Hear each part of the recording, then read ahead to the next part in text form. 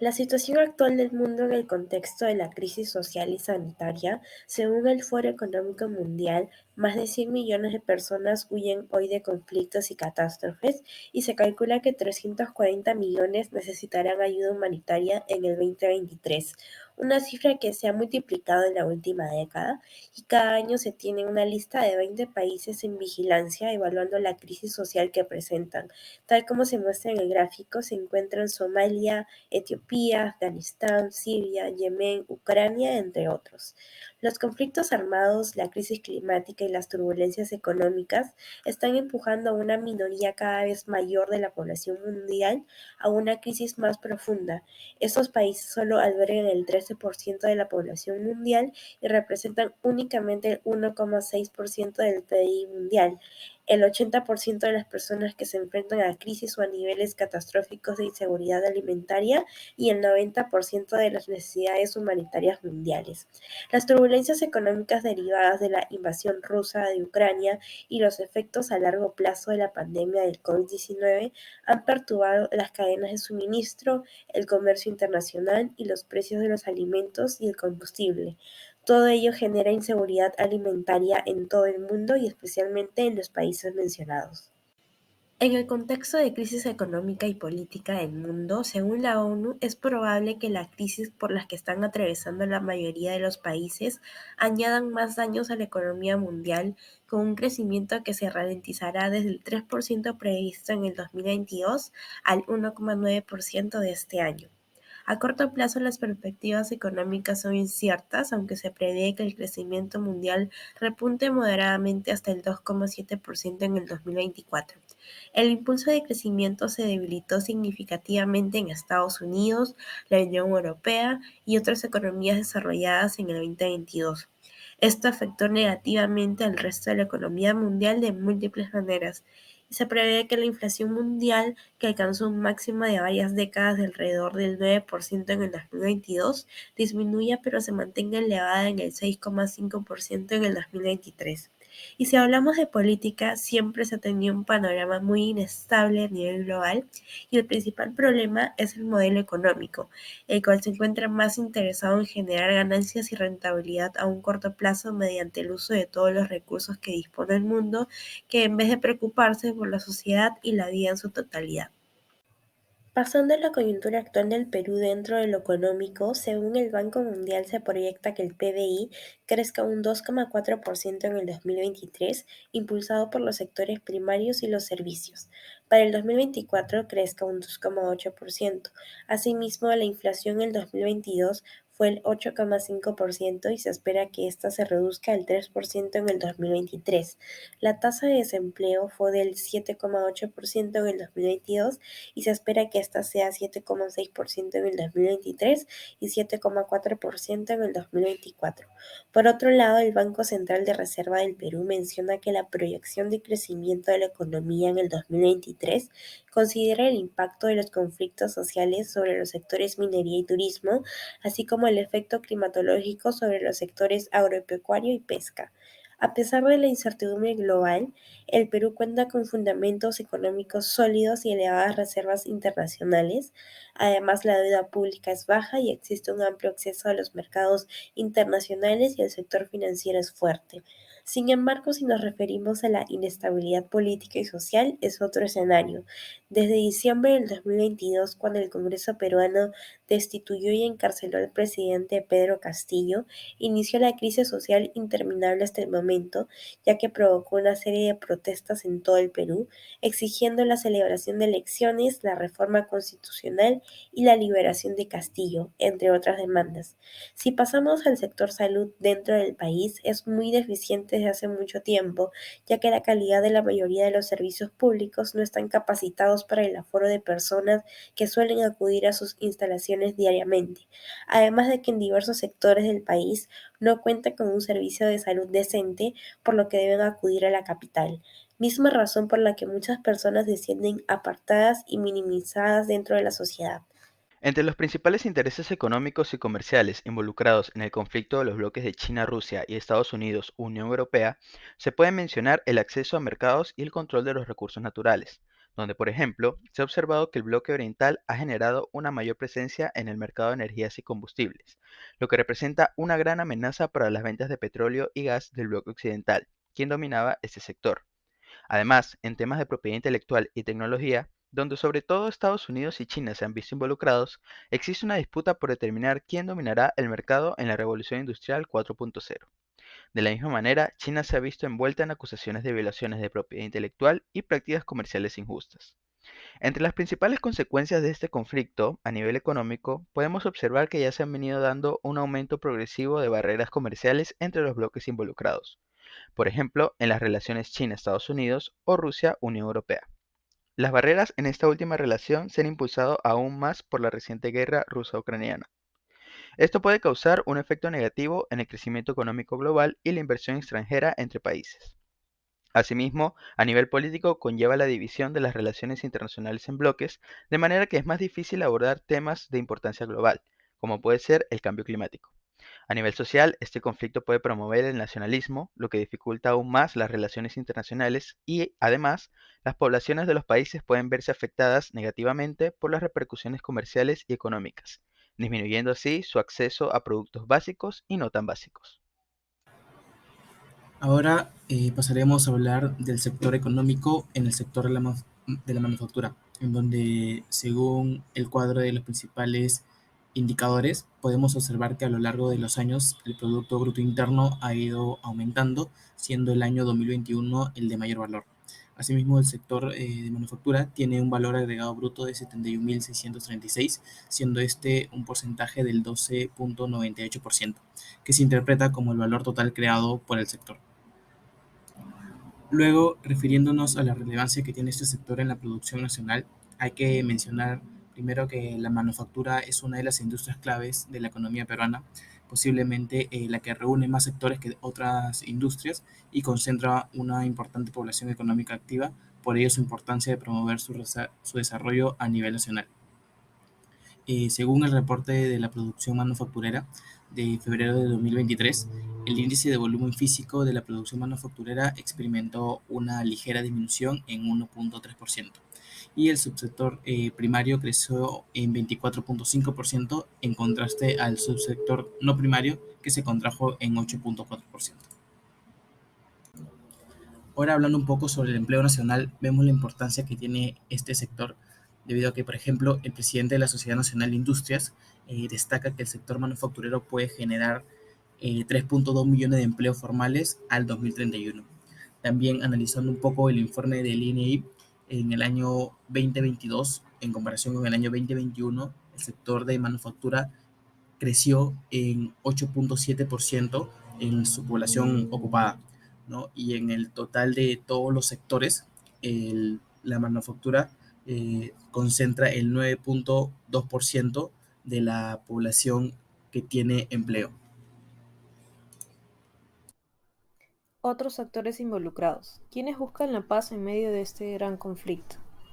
La relación entre Estados Unidos, China y Rusia es más disfuncional que nunca, indica un secretario general de la ONU en la última conferencia, donde se ve un panorama cada vez más tensionado, donde potencias emergentes como China reclamaban un mayor protagonismo, Estados Unidos intentaba equilibrar su agitado panorama doméstico con su influencia global y Rusia continuaba transformándose en un actor incómodo para Occidente. El sistema internacional como lo conocemos ya no da para más. La poca relevancia de la ONU en el conflicto actual, cuyo Consejo de Seguridad se encuentra paralizado, se suma a las dificultades en el pasado de otros organismos como la OMC ante la guerra comercial y hasta hace poco la cuestionada y revitalizada OTAN, donde el propio Trump indicó que es algo obsoleto. Por otro lado, la pérdida de la relevancia del ordenamiento internacional también se manifiesta en la forma de actuación de las potencias aliadas contra Rusia, una acción colectiva, incluso coordinada a nivel de sanciones económicas y apoyo militar a Kiev, pero sin mayor comunicación con organismos internacionales como la ONU. Esta forma de actuación, donde los organismos y el derecho internacional se transforma en meros espectadores, envuelve riesgos, especialmente para naciones pequeñas y medianas que quedan a la merced de la ley más fuerte. Por otro lado, tenemos que la OETCS, una alianza militar para agrupar a los estados más cercanos que sobreviven al naufragio de la URSS, está manteniendo un artículo muy importante donde se refiere al principio de la seguridad colectiva. Parecido a la OTAN, si uno de los estados conformes sufre una agresión externa, será considerada una agresión para todos los países de la alianza, prestado ayuda militar inmediata, ya que consideran que los conflictos sucedidos han sido agresiones internas y no externas. Ahora hablaremos de las principales empresas del sector, enfocándonos en el mayor volumen de ventas que tiene cada una de estas empresas en los diferentes sectores de manufactura, como es el sector alimentos, en donde tenemos a licor, en el sector madera y muebles, a productos paraísos del Perú, en el sector papel e imprenta, a productos Tissú del Perú, en el sector metalmecánica Indeco, en el sector metalurgia a Votorantim Metais Cajamarquilla, en el sector químico a Unique, en el sector cauchos y plásticos tenemos a Opfilms, en el sector minería no metálica a Unión Andina de Cementos, en el sector siderúrgica a Corporación Aceros Arequipa y por último en el sector textil tenemos a Michel y Cia. Las principales regiones en la producción manufacturera son Lima, Arequipa, Ancash, La Libertad, Ica, Piura y Junín. En el cuarto trimestre de 2022, el sector disminuyó en un 2.2%, justificado por una disminución en la industria de harina y aceite de pescado, la refinación de azúcar, la producción de gasolina y petróleo industrial y la fabricación de otros productos minerales no metálicos en las regiones de Ancash, Lima, Arequipa y La Libertad. Sin embargo, esto fue atenuado por el crecimiento de la industria de metales preciosos y no ferrosos, la elaboración y preservación de pescado, la fabricación de petróleo industrial, diésel, turbo y otros productos derivados del petróleo, y la producción de estaño refinado y la industria de carnes en las regiones de Ica, Piura y Moquegua.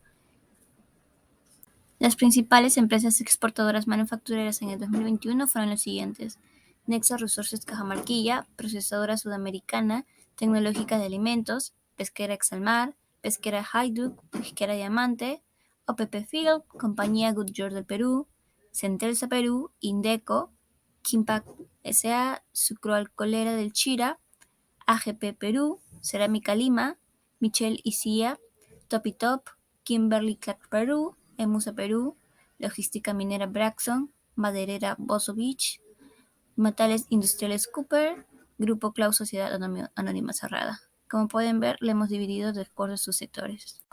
Algunos principales competidores internacionales son Ripley, Adesa, Procter & Gamble, Mondelez, Nestlé, Natura, Cemex, Rosen, entre otros.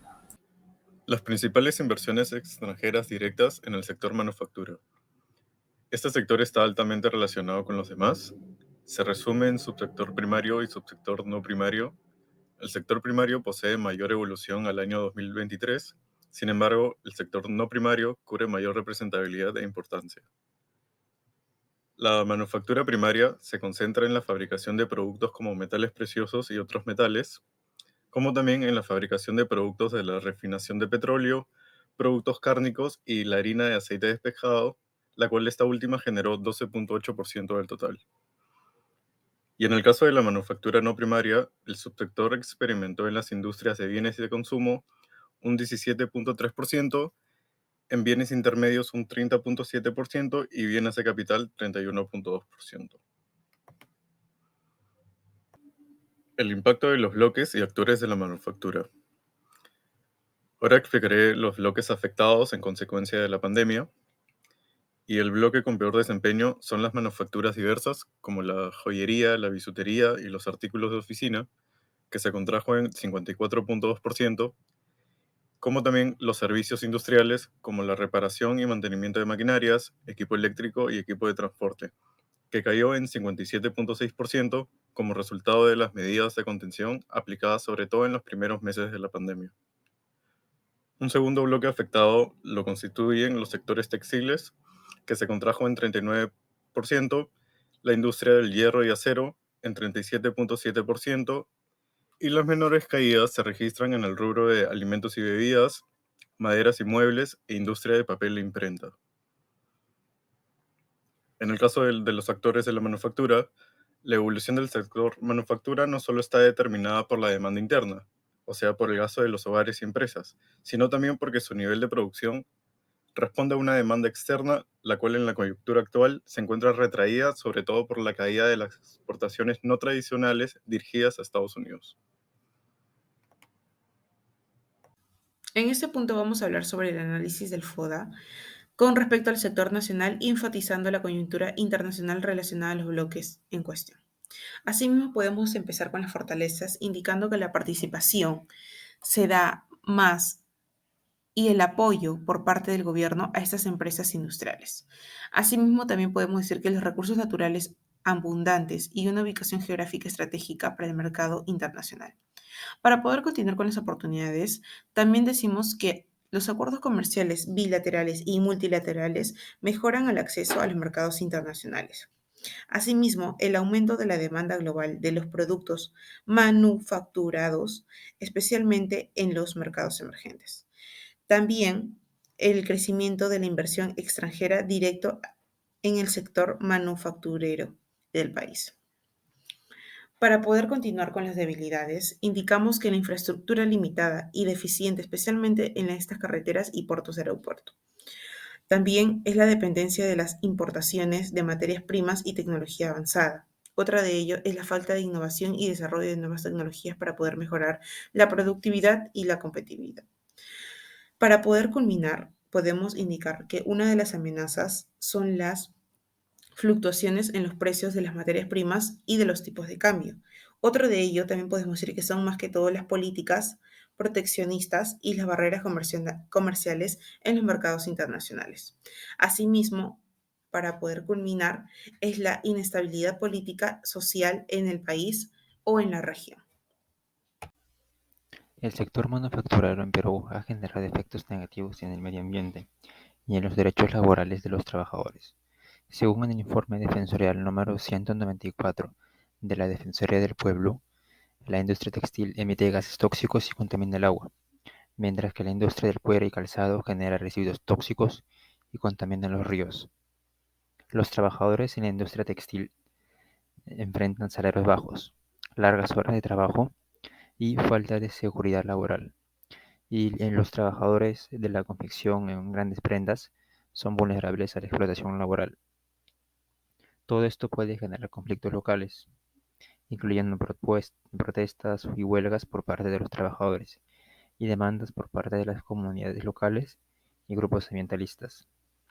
Es necesario abordar estos problemas para lograr un equilibrio entre el desarrollo económico y el bienestar social ambiental.